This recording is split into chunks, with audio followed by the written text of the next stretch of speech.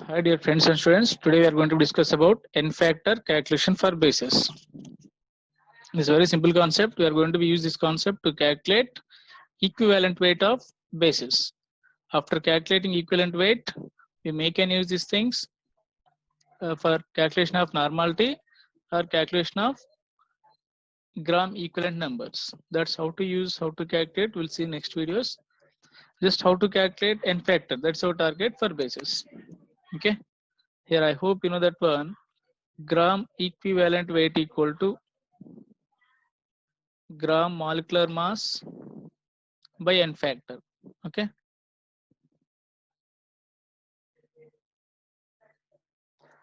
So our target here, we are going to be calculate n factor for bases. To calculate equivalent weight, n factor for bases I am going to be calculate here. So that basic definition you can see.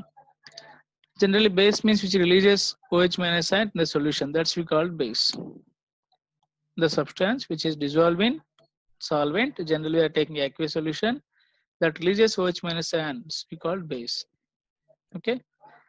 For this basis, n factor equal to nothing but when 1 mole of base dissolved in water, how many OH minus ions releases? That's equal to its n factor. Other name is for this is acidity.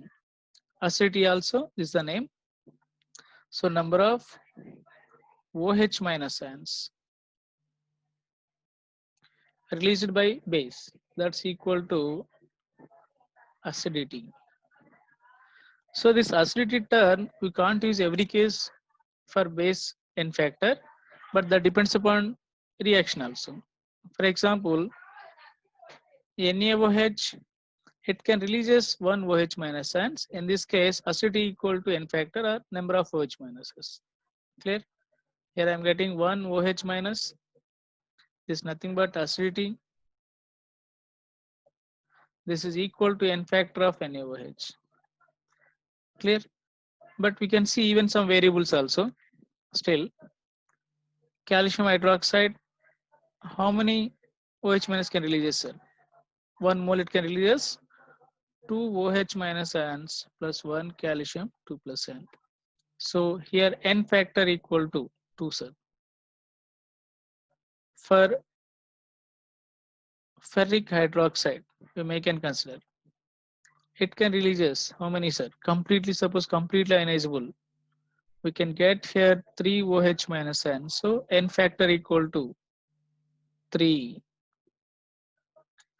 But it's variable, sir. That depends upon reaction. For example, I am taking here calcium hydroxide. When react with 1 mole of HCl, it can displace or it can release only 1 OH minus CaOH Cl plus H2O.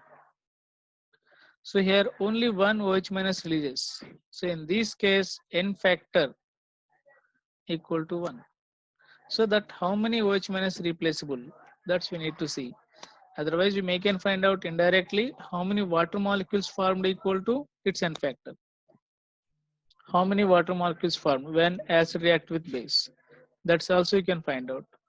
But you can use here basic definition. Most of the teachers they're explaining with respect to OH minus. We can see this is. And zinc hydroxide, it can lose 2 OH minus ions. So its n factor is 2. Clear? NH4OH, even it can lose 1 OH minus ion. So n factor you can take 1. Clear?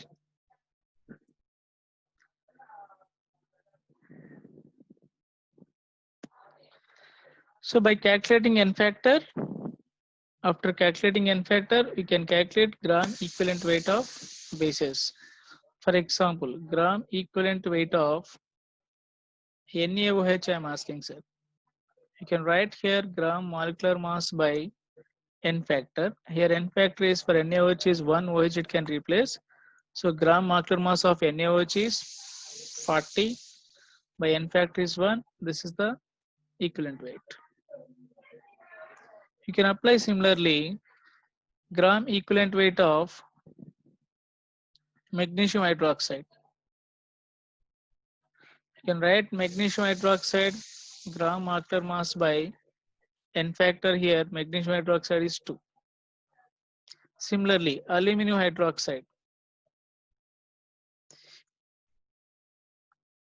gram equivalent weight of aluminum hydroxide equal to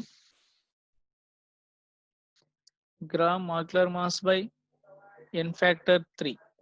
So gram molecular mass, how to calculate? I hope you know that one. You can do that is aluminum is 27 plus 3 into 17. This is the gram molecular mass.